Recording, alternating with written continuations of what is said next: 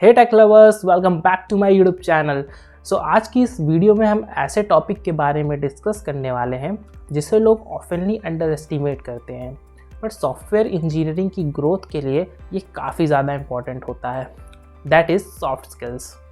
So technical skills होना important है क्योंकि इसी की हेल्प से आप अपनी प्रोफेशनल जर्नी को स्टार्ट करते हैं, पर साथ ही जो नॉन टेक्निकल स्किल्स हैं वो आपको थोड़ा अलग बनाती है और आपके करियर को ग्रो करने में काफ़ी ज़्यादा हेल्प करती है। सो इसी के साथ हमें नॉन टेक्निकल स्किल्स का होना भी उतना ही ज़्यादा इम्पॉर्टेंट है। सो इस वीडियो में लास्ट तक बने रहें क्योंकि आज की वीडियो में हम कुछ 5 इंपॉर्टेंट सॉफ्ट स्किल्स के बारे में डिस्कस करने वाले हैं जो कि आपको काफ़ी ज़्यादा हेल्प करेगी अपने टेक करियर को बूस्ट करने में।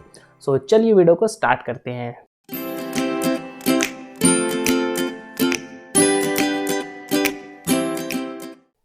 So the first one we have is good communication.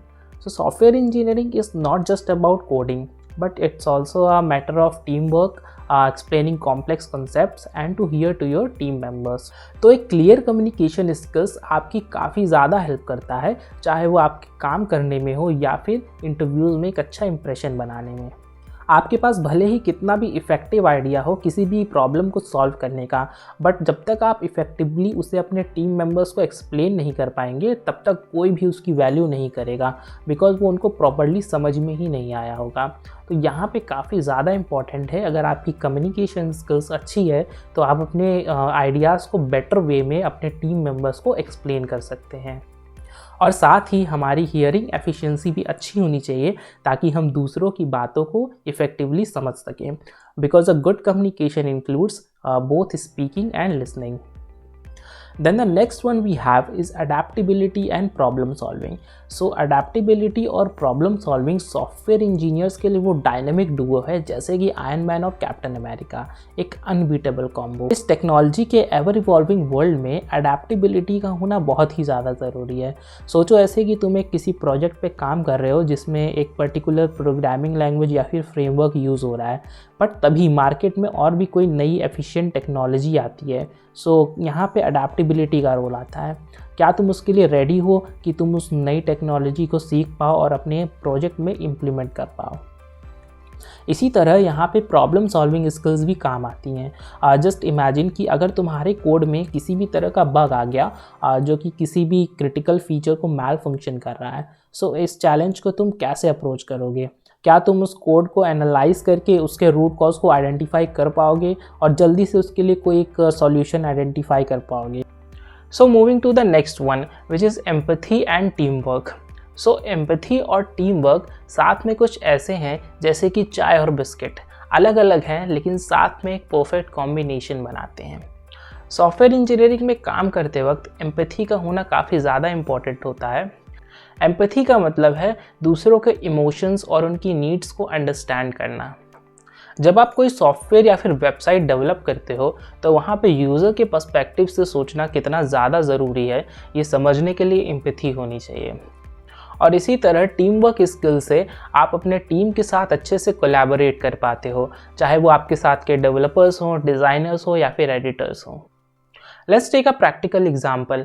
मान लो एक प्रोजेक्ट पर काम चल रहा है और वहाँ पे कोई ऐसा फीचर डिज़ाइन करना है जो कि यूज़र फ्रेंडली हो। सो यहाँ पे एम्पैथी का रोल आता है। क्या आप केपेबल हैं यूज़र की पर्सपेक्टिव से उसकी नीड्स और रिक्वायरमेंट्स को समझने में? अगर आप यूज़र के साथ एम्फसाइज कर सकते हो तभी आप एक ऐसा डिज़ाइन क्रिएट कर पाओगे जो कि उसकी रिक्वायरमेंट्स को फुलफ़िल कर पाए। तो अब बात करते हैं टीम वर्क की। सो कोई भी सॉफ्टवेयर या फिर वेबसाइट डेवलप करने में टीम वर्क का एक क्रूशियल रोल होता है। यहाँ पे हर एक टीम मेंबर को अपनी रिस्पॉन्सिबिलिटी को समझना पड़ता है और साथ ही में दूसरों के आइडियाज़ को रिस्पेक्ट करना होता है। मान लो कि आपके किसी टीम मेंबर को किसी मॉड्यूल के डिज़ाइन में कोई इशू आ रहा है, सो यहाँ पे आपका टीम वर्क स्किल काम आएगा।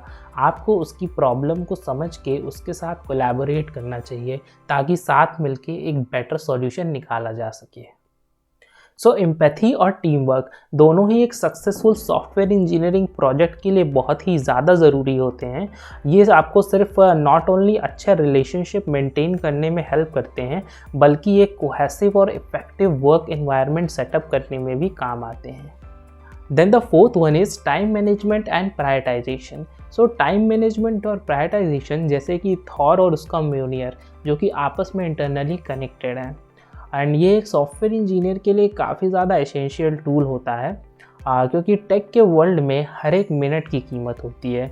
सो टाइम मैनेजमेंट आपको हेल्प करता है अपने वर्क को एफिशिएंटली मैनेज करने में, और साथ ही प्रायोरिटाइजेशन की मदद से आप ये चीज़ डिसाइड कर सकते हैं कि कौन सा काम अभी ज़्यादा इम्पॉर्टेंट। सो टाइम मैनेजमेंट का होना ज़रूरी है ताकि आप अपने टास्क को एफिशिएंटली हैंडल कर सकें, और प्रायोरिटाइजेशन की हेल्प से आप ये डिसाइड कर सकते हैं कि कौन सा टास्क ज़्यादा इम्पॉर्टेंट है ताकि उसको पहले किया जा सके। Let's take a practical example. Imagine आपके पास एक ऐसा प्रोजेक्ट है जिसमें कि मल्टीपल मॉड्यूल्स हैं, तो यहाँ पे आपकी टाइम मैनेजमेंट स्किल काम आएगी। आपको एक इफेक्टिव शेड्यूल तैयार करना होगा जिसमें कि आप हर एक मॉड्यूल के लिए टाइम एलोकेशन करें, और ताकि ये आपकी हेल्प कर सके डेडलाइंस को मीट करने में। अब प्रायोरिटाइजेशन की बात करते हैं। एक सॉफ्टवेयर इंजीनियर के लिए कई सारे टास्क होते हैं जो कि साइमल्टेनियसली चल रहे होते हैं, तो यहाँ पे आपकी प्रायोरिटाइजेशन स्किल काम आती है, जिससे कि आप डिसाइड कर सकते हो कि आपको कौन सा टास्क पहले करना है और या कौन सा बाद में करना है। मान लो कि आपके पास कोई अप्रोचिंग डेडलाइन है और साथ ही में आपको कोई क्रिटिकल बग भी फिक्स करना है, तो यहाँ पे आपको अपने काम को प्रायोरिटाइज करना होगा इस तरह से कि आप बग भी फिक्स कर लो और अपने डेडलाइंस को भी मीट कर पाओ। सो time management and prioritisation skills not only आपको ऑर्गेनाइज रखने में हेल्प करते हैं बल्कि आपकी प्रोडक्टिविटी को भी बूस्ट करते हैं। इन स्किल्स को डेवलप करके आप अपने काम को और भी बेटर वे में मैनेज कर सकते हैं, अपनी डेडलाइंस को मीट कर सकते हैं और साथ ही अपनी वर्क एफिशिएंसी को भी बढ़ा सकते हैं। Then the next one we have is emotional intelligence, EQ. So emotional intelligence कुछ वैसे है जैसे कि कोई सॉफ्टवेयर का हिडन फीचर, इनविजिबल पर एसेंशियल। इसमें self awareness, self regulation, motivation, social skills और एम्पैथी भी शामिल होते हैं। सॉफ्टवेयर इंजीनियरिंग में EQ का होना काफ़ी ज़्यादा इम्पॉर्टेंट होता है क्योंकि ये आपके इंटरपर्सनल रिलेशनशिप्स और ओवरऑल वर्क एक्सपीरियंस को काफ़ी इन्हेंस करता है। So let's take an example. Imagine करो कि आपके ऑफिस में किसी तरह का कॉन्फ्लिक्ट अराइज हो गया और वहाँ पे सबके ओपिनियंस अलग अलग हैं और डिस्कशन और भी ज़्यादा इंटेंस होती जा रही है, तो यहाँ पर EQ का रोल आता है। क्या आप केपेबल हैं उस सिचुएशन को समझने में और अपने इमोशंस को कंट्रोल करके एक कंस्ट्रक्टिव डिसीजन लेने में? अगर आपका EQ स्ट्रॉन्ग है तो आप सिचुएशन को हैंडल करके अपने टीम को एक कॉमन ग्राउंड पे ला सकते हैं। एक और एग्जांपल लेते हैं स्ट्रेस मैनेजमेंट का। सॉफ्टवेयर इंजीनियरिंग के अंदर डेडलाइंस और हाई प्रेशर वर्क कॉमन होते हैं। EQ आपकी हेल्प करता है आपके इमोशंस और आपके स्ट्रेस को मैनेज करने में, ताकि आप बिना ओवरवेल्म हुए अपने काम को कंप्लीट कर सकें। एंड ये स्किल आपको नॉट ओनली प्रोफेशनल स्फेयर में बल्कि पर्सनल लाइफ में भी काफ़ी ज़्यादा हेल्प करती है। तो दोस्तों, अपनी इस टेक जर्नी में सॉफ्ट स्किल्स की पावर को अंडर एस्टिमेट ना करें, क्योंकि सॉफ्ट स्किल्स कुछ वैसे हैं जैसे कि समोसे के साथ चटनी, जो कि एक्सपीरियंस को और भी ज़्यादा बेहतर बना देती हैं। तो इन्वेस्ट करें अपने आप में और पॉलिश करें अपनी सॉफ्ट स्किल्स को, एंड फिर देखिए कैसे आपका करियर टेक वर्ल्ड में बूस्टअप होता है। So guys, thank you so much for watching the video till the end. अगर आपको ये वीडियो हेल्पफुल लगी तो इसे लाइक करें, चैनल को ज़रूर सब्सक्राइब कर दें और साथ ही ये वीडियो अपने फ्रेंड्स के साथ भी शेयर करें। तो फिर मिलते हैं ऐसी और किसी इन्फॉर्मेटिव वीडियो में।